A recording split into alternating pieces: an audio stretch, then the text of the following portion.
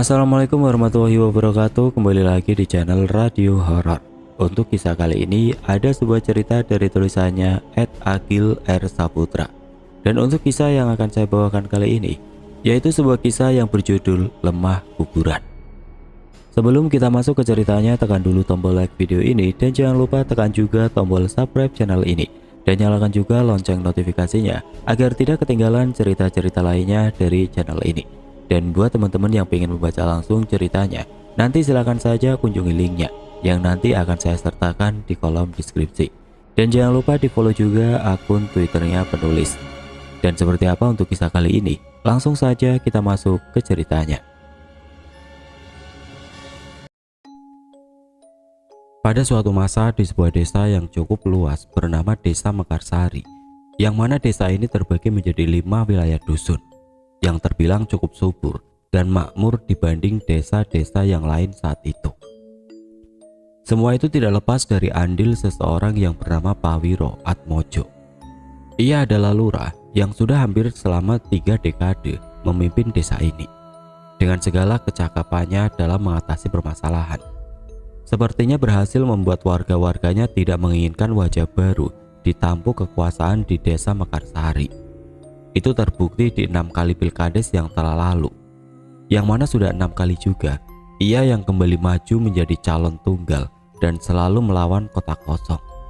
Sepertinya ada sesuatu yang membuat orang menjadi urung untuk bersaing dengannya, entah itu wibawanya atau memang kinerja dan gaya kepemimpinannya yang tegas namun murah hati. Mekarsari, Jawa Tengah 1985, yang mana di tahun inilah jabatan Lurah Pawiro Atmojo harusnya akan segera purna. Wajahnya terlihat lega. Akhirnya ia bisa fokus untuk ngomong cucu dan pasti akan punya banyak waktu untuk keluarga bila nanti jabatannya sudah berakhir. Apalagi saat ia mendengar sebuah kabar seorang juragan dari Mekarwetan, salah satu dusun kelurahan Mekarsari, akan mencalonkan sebagai kepala desa di pemilihan yang akan datang. Mungkin ini akhir pengabdianku. Akhirnya ada juga orang yang mau menggantikanku. Batinnya yang sudah berencana ingin pensiun dari jabatan yang sudah ia emban selama puluhan tahun ini. Berulang kali juga sang lurah terlihat mewartakan keinginan dia untuk tidak akan mencalonkan diri lagi di pilkades tahun ini. Tapi di antara kelegaan itu, ternyata kabar ini cukup menjadi keresahan bagi para perangkatnya. Belum diketahui alasannya dan sepertinya masih menginginkan agar sang lurah maju kembali dalam pemilihan mendatang. Semua bujuk rayu lewat orang-orang terdekat sudah dilakukan, namun nampaknya tekad Lurah Pawiro untuk purna tahun ini memang sudah bulat. Sampai akhirnya pada suatu malam, datanglah semua kadus-kadus dari dusun yang ia bawahi berbondong ke rumahnya dengan membawa sebuah surat semacam petisi yang sudah ditanda tangani oleh para perangkat, sebagian tokoh desa dan para kadus-kadus itu sendiri. Yang mana isi dari surat itu tidak lain dan tidak bukan adalah permintaan mereka agar sang lurah mencalonkan kembali. Tidak bisa, pemaksaan ini namanya, sentak Pak Lurah kepada para kadus-kadusnya sambil membanting petisi itu di atas mejanya.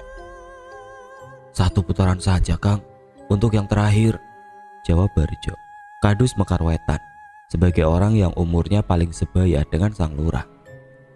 Ini juga bukan kemauan saya dan teman-teman saja, tapi juga keinginan dari para wakil masyarakat yang tidak setuju kalau Juragan Wiryo jadi kepala desa. Kami sebenarnya juga sudah mencari cara dan calon lain, namun setelah kami pikir matang-matang, sepertinya yang bisa mengalahkan dia hanya sampean, Kang, kata Barjo lagi, seraya menjelaskan perihal orang yang nanti juga ikut dalam pencalonan ini.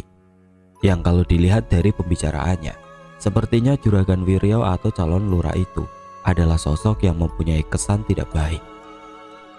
Namun Lurah Pawiro tidak goyah dengan pernyataan dan petisi itu. Ia tetap kekeh untuk tidak mencalonkan lagi dengan alasan yang cukup masuk akal, membuat para kadus pun sepertinya juga mulai tidak berani memaksa lagi dalam pertemuan itu.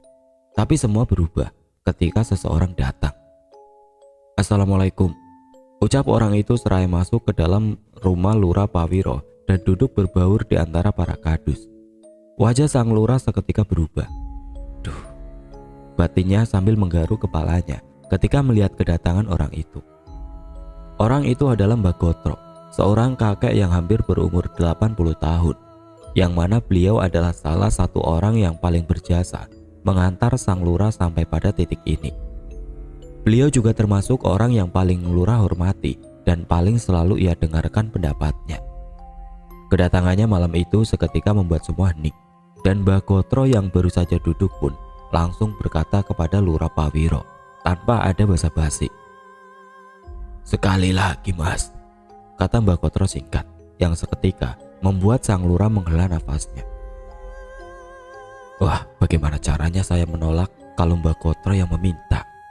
Batin sang lurah dalam hatinya. "Apa ini memang harus ya Mbah?" tanya Lurah Pawiro yang sengaja dijawab juga oleh Mbah Gotro. "Harus mas, Wiryo itu terlalu kuat kalau bukan kamu yang melawannya," kata Mbah Gotro, membuat Lurah Pawiro kembali menghela nafasnya dengan wajah pasrah. "Memangnya kenapa Mbah? Kalau nanti Wiryo yang akan menjadi kepala desa?" tanya sang lurah yang sepertinya mulai menunjukkan sinyal yang berbeda. Kamu itu sebenarnya tahu apa pura-pura tidak tahu?" tanya Mbah Gotro dengan sedikit keras, yang segera membuat Lurah Pawiro sedikit tertunduk. "Iya Mbah, saya mengerti. Tapi apa tidak ada orang selain saya?" sangga sang lurah dengan pelan. "Sebenarnya ada banyak yang mau menggantikanmu, tapi tidak ada yang bisa melawan orang itu kecuali kamu. Karena kalau orang baru pasti akan kalah. Saya yakin kalau dia pasti akan membakar uang sebanyak-banyaknya dalam pemilihan ini. Lagian apa kamu rela kalau desa yang sudah kamu bangun baik-baik ini akan dipegang oleh juragan Dadu?" Jelas Mbah Gotro sedikit menekan sang lurah, membuatnya kini terdiam dan mulai mengendorkan prinsipnya. Memang sudah tidak menjadi rahasia lagi tentang bisnis yang dijalankan oleh Juragan Wiryo, yang mana seperti yang sudah dikatakan oleh Mbah Gotro barusan, Juragan Wiryo adalah seorang bandar judi kawakan dan termasuk orang terkaya di desa Mekarsari. Sebagai bisnis waralaba, ia menjadi pemodal untuk puluhan bandar-bandar kecil yang tersebar di seluruh kota. "Sudah, intinya saya mewakili banyak masyarakat yang masih menginginkan kamu untuk memimpin desa ini, dan orang-orang yang tidak mau mempunyai pemimpin yang tidak berkah," ucap Mbah Gotro yang ternyata kembali dijawab oleh sang lurah. "Memang apa semuanya sudah yakin kalau Wiryo pasti akan menang di pemilihan tahun ini?" tanya Lurah Pawiro yang segera disela oleh Pak Tunggul, salah satu kadus yang kebetulan tinggal di satu lingkungan yang sama dengan Juragan Wiryo. "Jelas kalau itu Pak Lurah, saya dan teman-teman juga tidak akan kemari kalau belum mengetahui itu. Kalau panjenengan ingin mengerti, sekarang saja Juragan Wiryo sudah mulai membakar uangnya. Bahkan sudah banyak orang-orang kita yang saat ini membelot ke sana," sela Pak Tunggul di tengah pembicaraan itu, yang kali ini langsung ditimpal oleh Wicak, salah satu kadus yang juga hadir dalam pertemuan itu.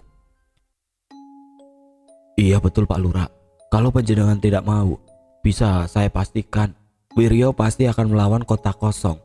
Saya sebagai teman dia ketika masih miskin, sangat tahu apa yang ada di otaknya," kata Wicak yang membuat Lurah Pawiro semakin tersudut. Di sini Mbah Gotro juga kembali menambahkan kalau pencalonan Wiryo ini juga patut untuk dicurigai, bahwa dibaliknya pasti ada niat terselubung. Bagaimana bisa seorang Wiryo yang sudah kaya raya itu mau menjadi lurah yang hanya digaji dengan tanah bengkok saja, yang mana kalau dibandingkan dengan pendapatannya saat ini sangatlah terlalu jauh. Apalagi yang Wiryo kejar kalau bukan kekuasaan. Kalian semua juga pasti sudah tahu kan, rumah bordir yang ada di desa Mangir itu adalah miliknya. Kalau Wiryo punya kuasa, bisa-bisa sarang pelacur itu pindah ke sini. Tugas Mbah Gotro yang sebenarnya terdengar agak berlebihan. Lurah Pawiro yang sebenarnya masih tidak mau pun kini mulai berpura-pura dengan mengajukan syarat jika ingin dia maju kembali dalam pilkades mendatang, yang mana ia tidak akan mengeluarkan 1% pun uang untuk keperluan pencalonan dan kampanyenya. Namun ternyata ia salah beranggapan. Yang semula ia pikir syarat itu akan sulit untuk orang-orang itu penuhi, malah berbalik menjebaknya. Yang mana permintaan itu langsung diiyakan oleh Mbah Gotro. "Ya, gampang kalau masalah itu. Saya yang akan menanggungnya dari awal sampai akhir," ucap Mbah Gotro yang seketika membuat sang lurah menggelengkan kepalanya dan segera bersepakat meski dengan terpaksa. "Tenang saja Kang, saya dan teman-teman yang nanti akan bergerak. Sampean terima jadi dan tinggal duduk saja nanti. Waktu pencoblosan sudah tiba," ucap Barjo yang beberapa saat setelah itu ditutup oleh Mbah Gotro. "Pokoknya hidup harus menghidupi. Kamu melakukan ini tidak hanya untuk dirimu, tapi untuk para warga yang sayang dengan desa ini," ucap Mbah Gotro menutup pembicaraan itu. Waktu sudah menunjukkan sekitar pukul 11 malam. Bersamaan dengan setelah pulangnya orang-orang itu, Lurah Pawiro tampak tidak beranjak dari tempat duduknya. Seraya menyalakan sebatang rokok dan mengepulkan asapnya ke awang-awang, ia kembali menggelengkan kepalanya. "Aduh, jika memang ini kehendak Tuhan, semoga saja saya bisa menjalani ini dengan ikhlas," batin sang lurah yang pasrah. Lamunan pun segera terpecah beberapa saat kemudian oleh Bu Sundari, istri Lurah Prawiro, yang keluar membawa teh hangat dan langsung duduk di samping suaminya itu. "Sudah, jalani saja toh Pak. Saya sudah dengar semua kok tadi dari dalam. Syukuri saja masih banyak orang yang percaya dengan kemampuan panjenengan," kata sang istri lembut. "Iya Bu, saya akan jalani saja. Semoga diberi kelancaran," jawab sang lurah menutup malam itu. Hari pun silih berganti bersamaan dengan warta majunya kembali sang lurah dalam pilkades mendatang yang sudah tertembus kencang menyebar di setiap dusun di desa Mekarsari ini. Kabar itu pun tentu akhirnya sampai juga di telinga Juragan Wiryo, yang mana awalnya itu cukup membuatnya sedikit kecewa karena sempat beranggapan dia akan melawan kota kosong. Tapi itu tidak serta-merta mengecilkan hatinya, karena melihat pendukungnya yang setiap hari kian banyak saja, Juragan Wiryo merasa optimis akan menang dalam pilkades mendatang. Dengan ulasan-ulasan yang selalu terdengar cukup mengintimidasi. Salah satunya yang paling menjadi andalan adalah, "Iki kelurahan, duduk kerajaan. Kita butuh wajah baru untuk memimpin desa ini," pekik Kang Bajul, sang juru warta dari kubu Juragan Wiryo, sebagai bentuk sindiran kepada Lurah Pawiro yang dirasa sudah menjabat terlalu lama. Sementara itu kubu sang petahana juga tidak bisa diremehkan. Selain banyak juga dukungan dari warga biasa, bisa dikatakan hampir seluruh golongan priai di desa ini merapat di kubu Lurah Pawiro. Itu semua salah satunya karena kontrasnya latar belakang antara Lurah Pawiro Atmojo dan Juragan Wiryo yang berhasil dimanfaatkan dengan baik oleh para tim sukses dan petahana. Dan berhasil juga membuat kesan kepada para pendukungnya bahwa ini adalah pertarungan antara hitam dan putih. Hitam di kubu Juragan Wiryo dan putih di kubu Lurah Pawiro. Yang mana itu cukup manjur untuk membelokkan orang-orang netral yang tidak mau disebut sebagai pendukung dari seorang Juragan Dadu. Ini adalah pilkades terpanas yang pernah berlaku di desa ini, membuat Lurah Pawiro mulai merasa khawatir dengan dampak yang akan ditimbulkan. Saat itu ia benar-benar merasakan bahwa di pemilihan tahun ini sepertinya banyak warga yang sudah terpolarisasi. Bagi Lurah Pawiro, kini tidak ada hitam ataupun putih. Semua kubu memiliki kelicikannya masing-masing untuk meraup suara. Di kubu Juragan Wiryo, dengan caranya yang intimidatif, di kubunya pun tidak kalah busuknya karena selalu menyerang pribadi lawan dan menstigma pendukung Juragan Wiryo sebagai golongan warga yang susah diatur. Hingga tibalah di mana kekhawatiran itu akhirnya benar-benar terjadi. Semua berawal dari perdebatan di sebuah warung kopi di Mekar Kulon, dusun di mana Juragan Wiryo berada. Kang Bajul adalah pematiknya. Juru warta Juragan Wiryo itu tidak bisa mengendalikan emosinya. Ketika berdebat dengan Jayus, anak Pak Tunggul, kadus di Mekar Kulon yang justru menjadi pendukung sang petahana. Adu argumen itu berubah menjadi pengeroyokan dan berakhir dengan Jayus yang mendapatkan 20 jahitan di kepala. Perkelahian itu tentu tidak seimbang. Jayus yang sendirian dikeroyok oleh Kang Bajul dan teman-temannya. Sumbu sudah menyala. Hari itu juga kabar pengeroyokan Jayus sampai pada telinga Kang Kuriman, salah satu preman besar yang berada di kubu petahana. Kang Kuriman yang merupakan ketua ranting dari sebuah ormas yang cukup besar kala itu, tanpa bebibu langsung menggerakkan masanya. Begitu juga dengan pendukung Juragan Wiryo yang sudah kepalang tanggung memulai semua ini. Kala itu tampak bersiap dengan segala senjata yang ada untuk menunggu aksi pembalasan itu. Sampai akhirnya perang pun pecah di Mekar Kulon. Batu-batu berterbangan di langit sore di dusun itu. Baku pukul dan baku pedang tidak lagi bisa terelakkan. Beruntung aparat cepat datang dengan 2 kompi mobil tentara. Akhirnya semua bisa dikendalikan sebelum dusun Mekar Kulon menjadi porak-poranda karena itu. Banyak korban yang mengalami luka-luka, baik dari kubu Juragan Wiryo maupun dari kubu Lurah Pawiro. Yang mana beruntungnya hampir semua bisa ditangani oleh medis. Namun di antara semua korban ada satu pemandangan yang menjadi pertanda bahwa semua ini masih akan panjang berlanjut, yaitu penampakan Kang Bajul yang terkapar di dalam parit dengan luka bacok di tengkuk dan kepala. Kopral Rohmat yang pertama kali menemukannya sempat melihat sengal nafas Kang Bajul untuk beberapa saat, namun itu segera berhenti tidak lama kemudian setelah juru warta Juragan Wiryo itu diangkat keluar dari parit. Pada akhirnya dalam peperangan yang sangat tidak perlu ini merenggut satu nyawa, yaitu dari kubu Juragan Wiryo, yang mana sudah menjadi hukumnya bila ada nyawa yang hilang harus ada orang yang diadili.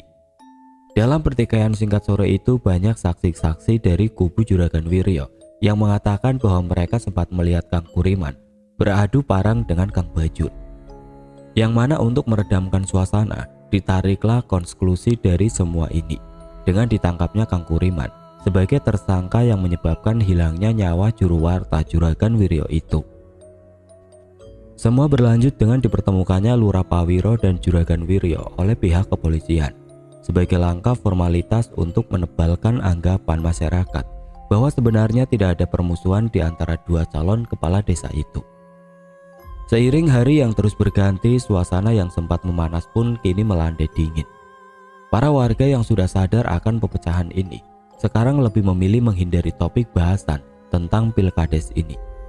Begitu juga dengan Lurah Pawiro yang mulai mewanti-wanti para pendukungnya agar lebih bijak dalam bertindak dan berbicara. Ini itu hanya ibarat seperti lomba, bukanlah perang yang harus kalian bela mati-matian, kata Lurah Pawiro dalam sebuah ulasan beberapa hari setelah ia dipertemukan dengan Juragan Wiryo. Hari berganti bulan, sepertinya suasana sudah mulai kondusif. Itu semua terlihat dengan mulai ramainya kembali rumah para calon-calon kepala desa itu. Namun seiring dengan hari pencoblosan yang sudah mulai dekat, keanehan demi keanehan pun terjadi.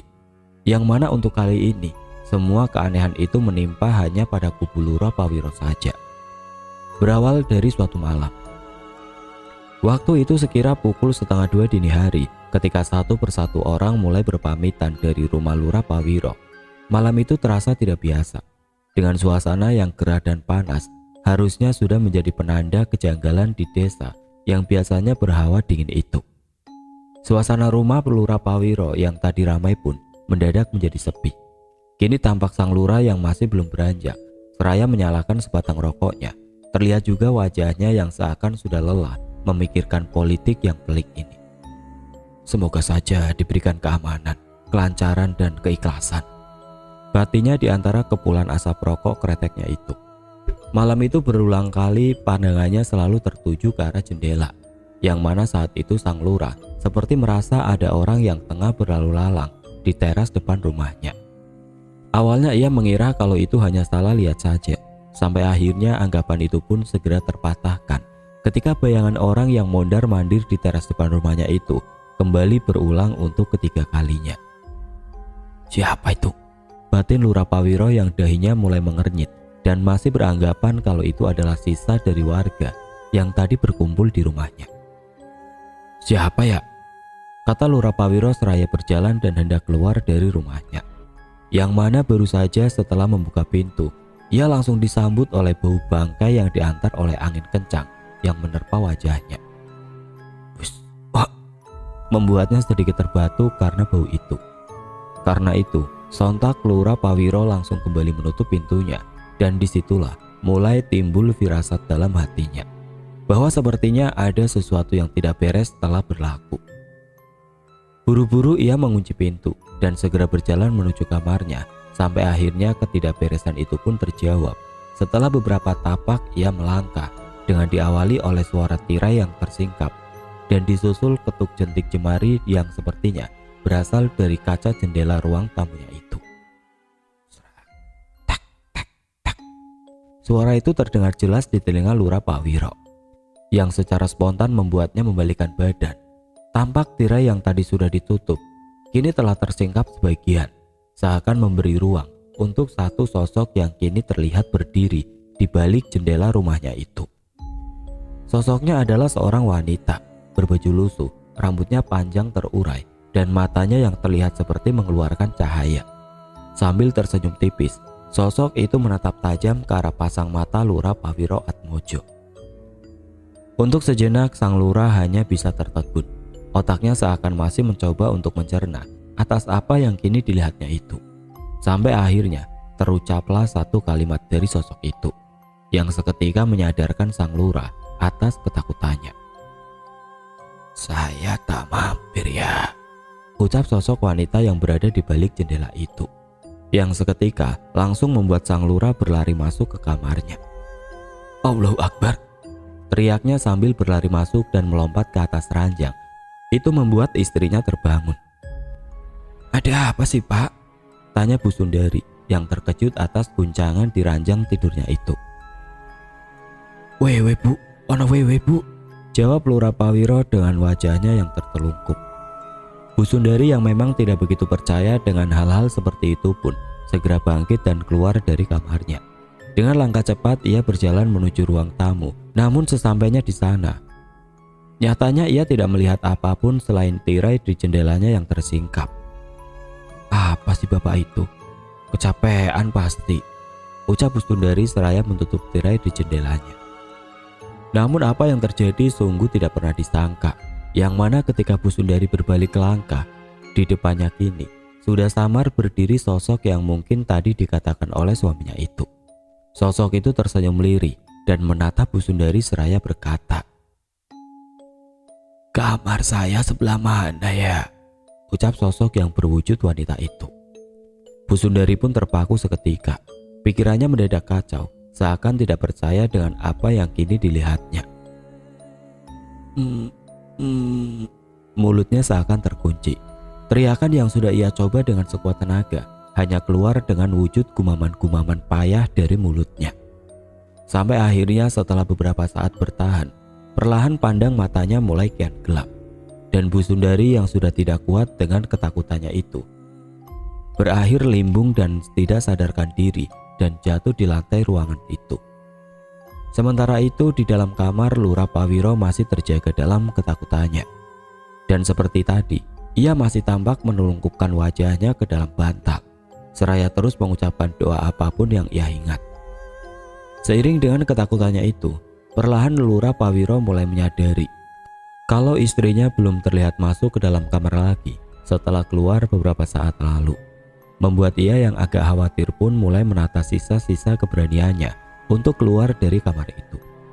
Dengan payah dan gemetar sang lurah pun bangkit dan beranjak. Berjalan dengan langkah yang ragu, ia kini memberanikan diri untuk keluar dari kamarnya. Di luar suasana tampak senyap. Dengan jantungnya yang berdegup kencang, sang lurah melangkah menuju ruang tamunya sambil memanggil-manggil istrinya.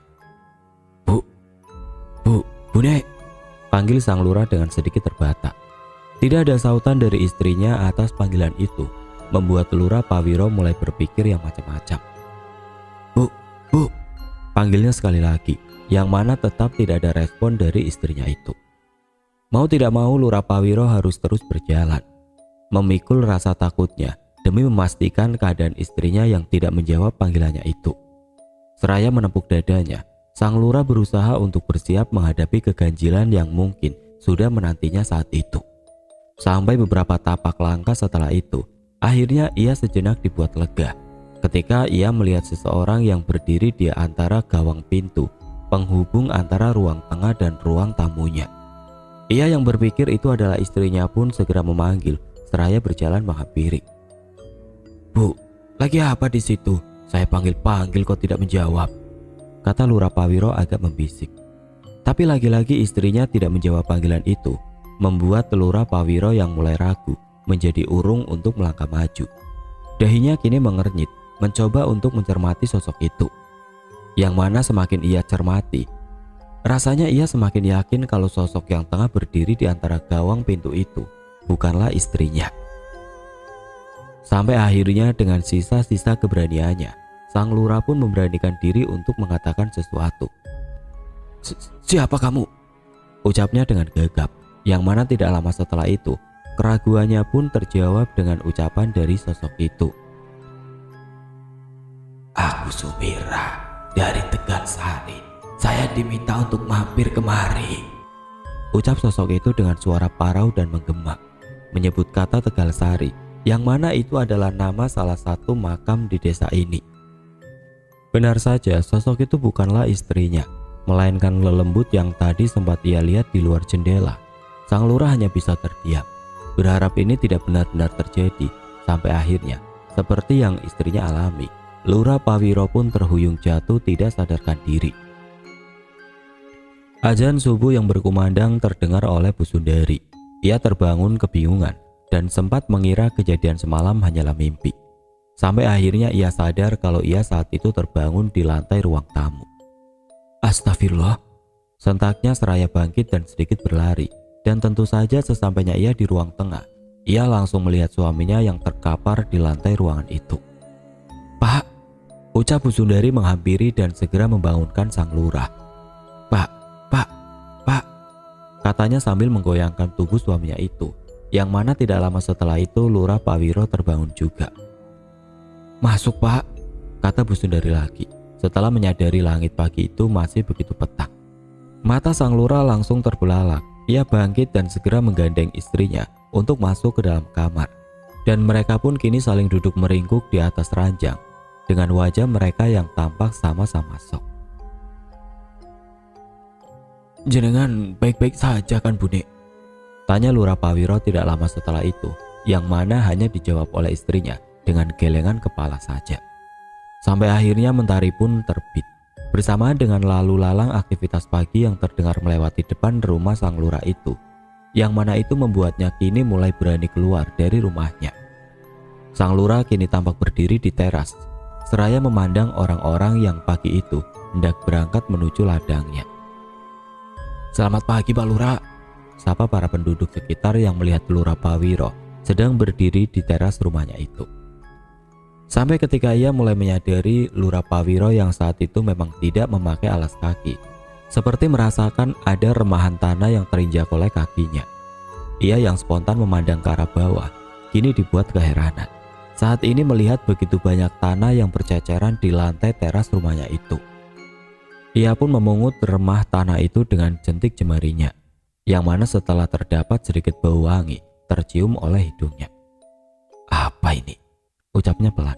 Hingga tidak lama setelah itu tampak sang istri yang kini juga keluar dari dalam rumah dan melihat sang lurah tengah mencermati dan membaui ceceran tanah yang agak basah itu. "Kenapa, Pak?" tanya Bu Sundari heran. "Ini apa sih, Bune?" kata sang lurah yang malah bertanya, seraya menunjuk tanah-tanah yang berserak di lantai yang kini tengah mereka pijak itu.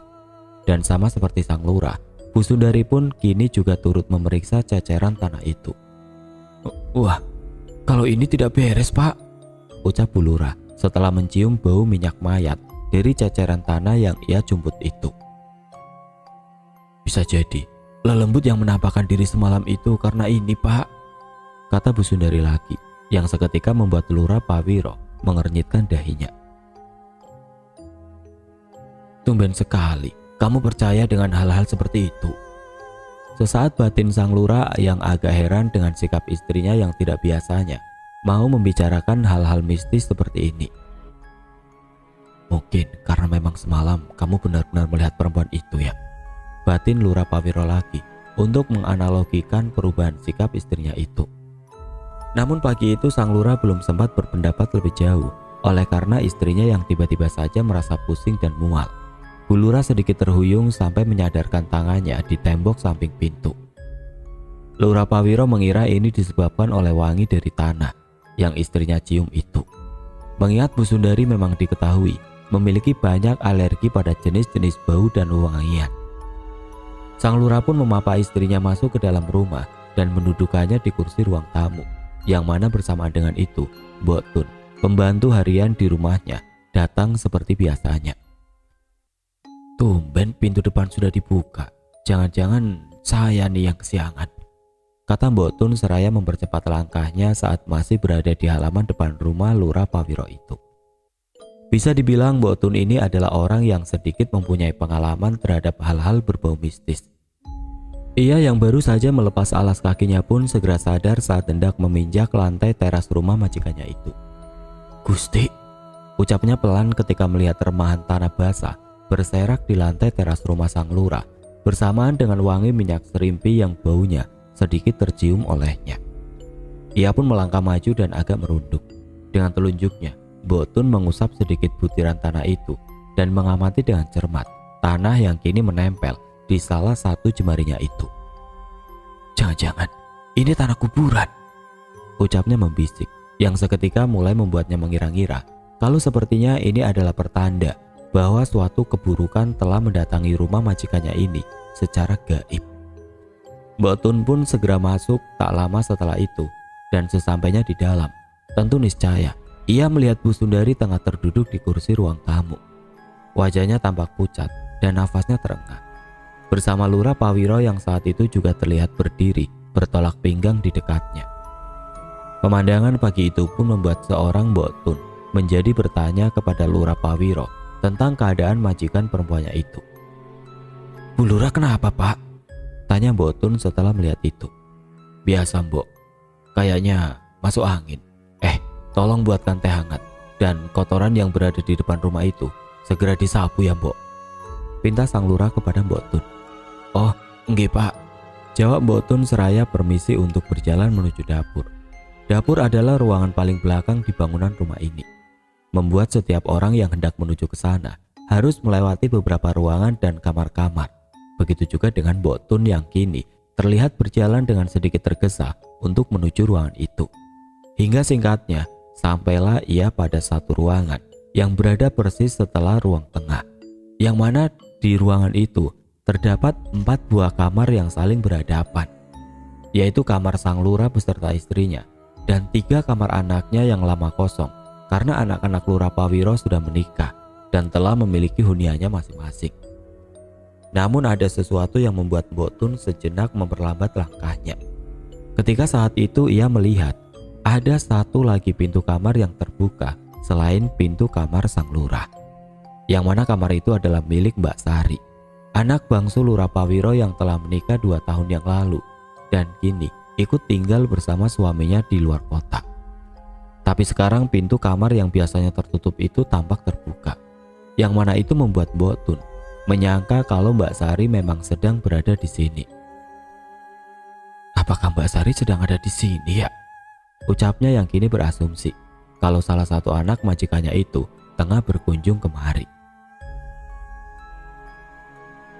Hingga ia pun sedikit menoleh ketika melewati kamar itu, dan benar saja apa yang menjadi asumsinya itu ketika dirinya melihat seorang perempuan yang berperawakan sama seperti anak bungsu Lurah Pawiro itu, sedang duduk di atas ranjang dengan menghadap jendela dan membelakangi dirinya.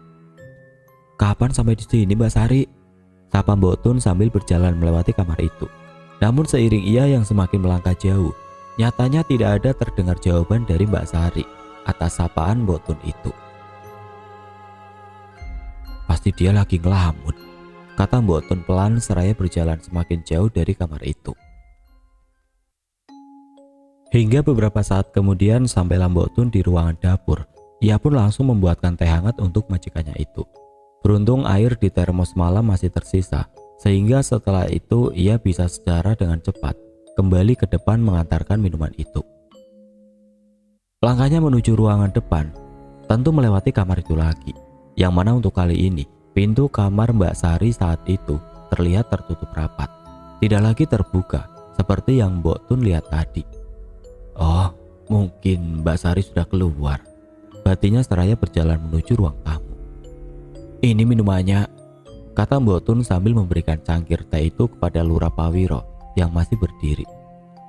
Sebelum kembali meneruskan pekerjaannya, Mbok Tun tampak sejenak mencermati keadaan Bu Sundari yang terlihat kurang sehat itu, hingga sampailah pada pertanyaan yang seketika membuat Bu Sundari dan Lurah Pawiro terkejut keheranan.